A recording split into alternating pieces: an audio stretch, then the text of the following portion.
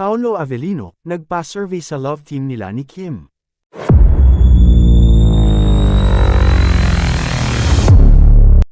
Humakat ng approval mula sa netizen si Paolo Avellino, nang kunin nito ang reaksyon ng mga fani sa plano niyang dalhin sa isa pang social media platform ang tambalan nila ni Kim Chiu o Kim Pao.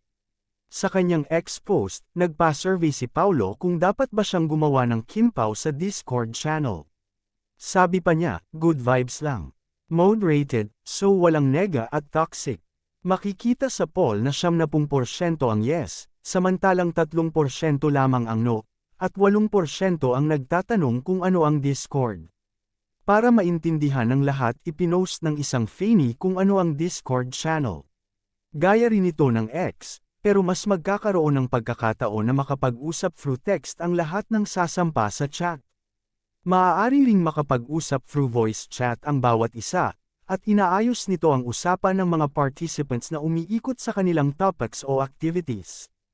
Mabibigyan rin ng pagkakataon magpalitan ng opinyon ang bawat isa at diskusyon ayon sa kanilang interes.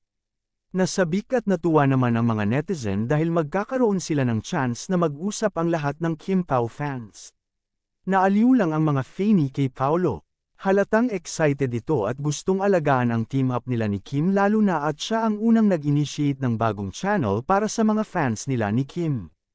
Sinusulat ang item na ito. Wala pang reaksyon si Kim. Pero sigurado namang susuporta dito si Kim.